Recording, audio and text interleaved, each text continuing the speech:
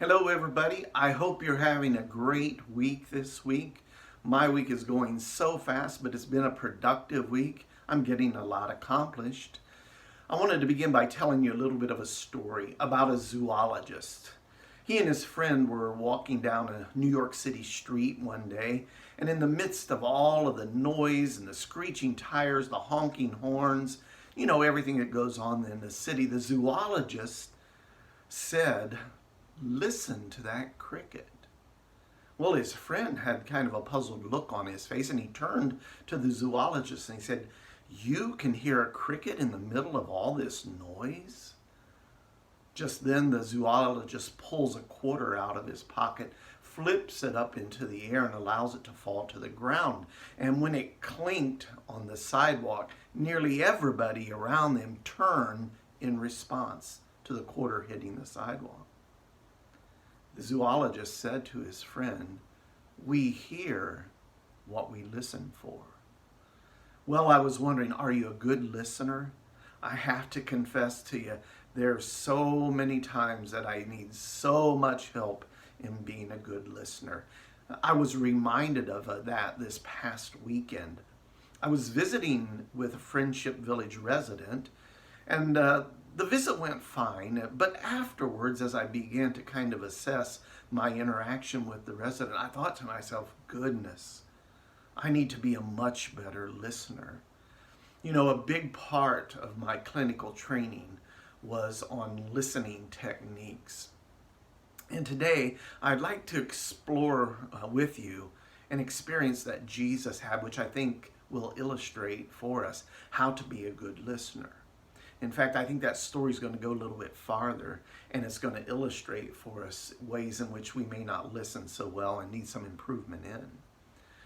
I'd like to fold into this story in the scriptures some thoughts from communication experts about listening. So the text is from John's Gospel, chapter 4. In the first 8 verses, Jesus and his disciples are traveling from Jerusalem to Galilee. Jerusalem is in the southern part of the country. Galilee's in the northern part of the country. It's about a 40-mile walk for them. They pass through Samaria, and as they're passing through Samaria, they stop at a town called Sychar. Jesus, he's tired from the journey, so he sits down at a well while his disciples go to buy some lunch. It's around noontime. While he's sitting at the well, a Samaritan woman comes to the well to draw water, and Jesus asks her for a drink of water. Now, you may be familiar with this story. It's the story of the Samaritan woman at the well with Jesus and the interaction that they had. We're going to pick up in John chapter 4 at verse 9, and I'd like to read verses 9 and 10 for you. This is what it says. The Samaritan woman said to him, "How is it that you, a Jew, ask a drink from me, a woman of Samaria? For Jews have no dealings with Samaritans." Jesus answered her, "If you knew the gift of God and who it is that is saying to you, 'Give me a drink,' you would have asked him, and he would have given you living water." You know something? Communication experts tell us a good listener asks questions that lead to a deeper conversation. And they're sometimes tough questions. So this Samaritan woman, she's listening to Jesus and asks how he could possibly be asking her for a drink of water since Jews don't have any dealings with Samaritans. Do you notice that Jesus' answer to the woman's question draws them deeper into a conversation? He tells her she could have had living water. He could give her living water.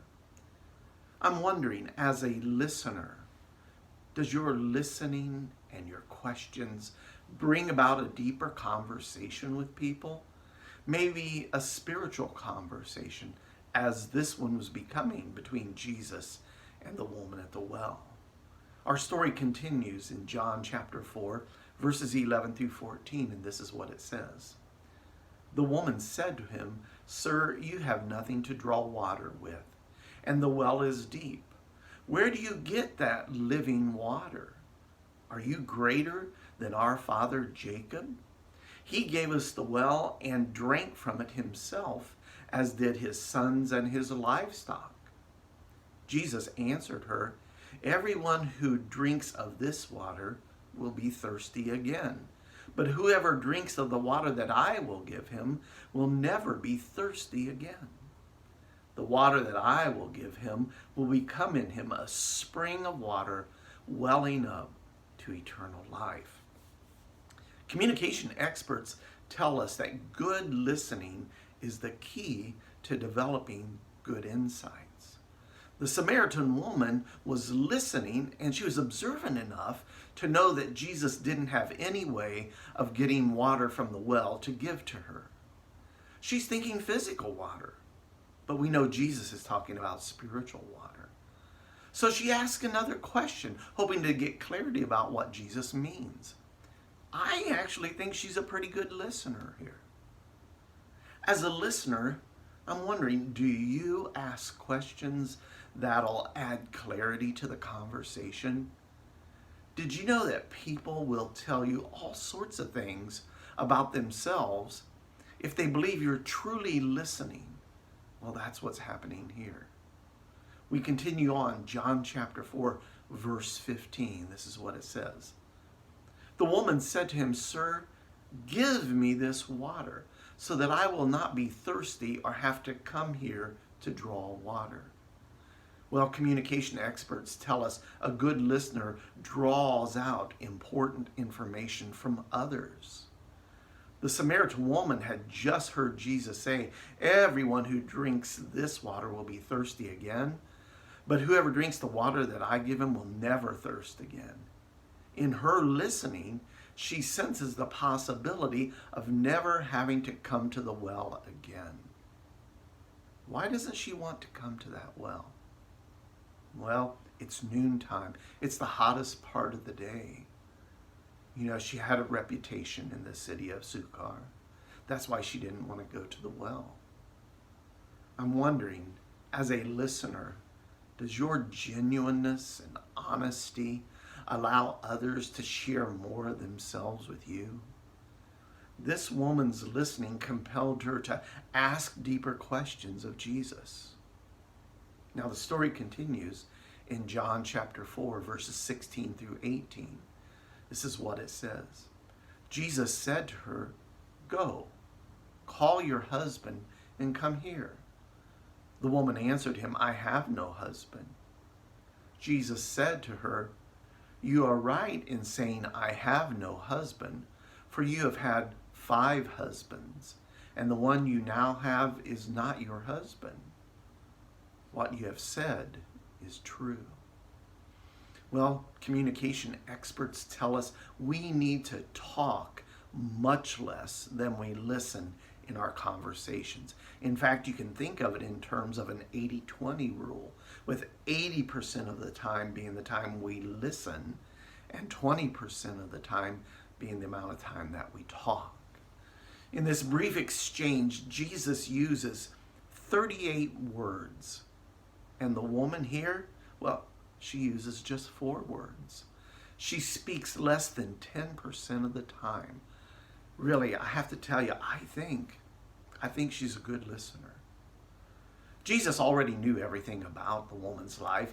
He knew the living water that she needed for herself, and he was trying to get her to the point to where she would accept that living water. As a listener, are you able to limit how much time you spend speaking so that you can genuinely listen to the other person? Unfortunately, this is where the Samaritan woman falls a little bit short, as we'll see in the next verses.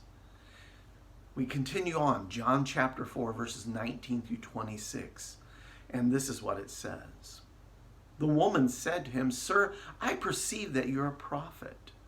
Our fathers worshipped on this mountain, but you say that in Jerusalem is the place where people ought to worship."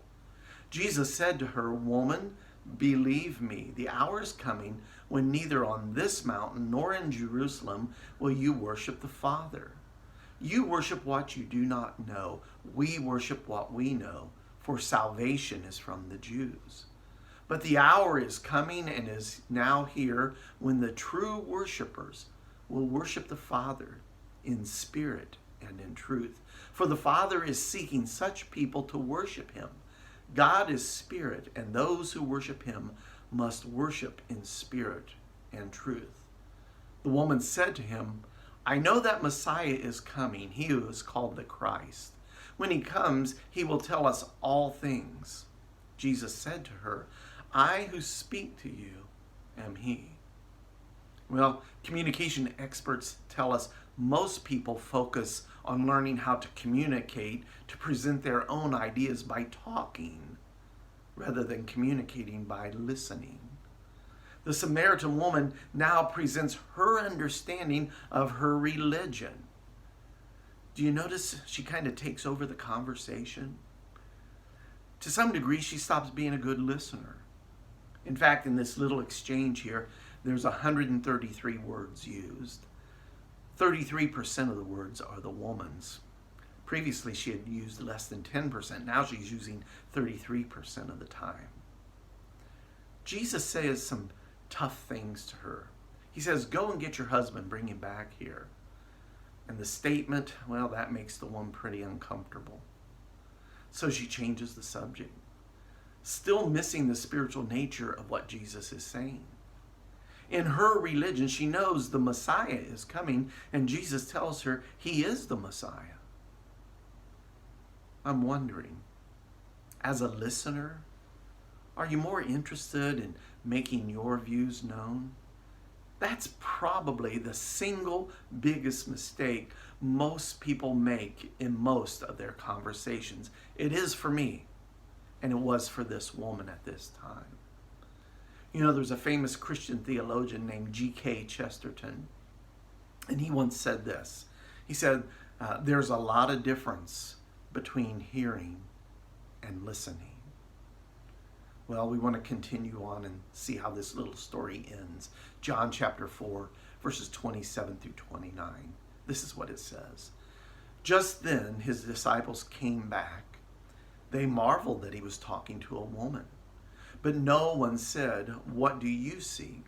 Or why are you talking with her?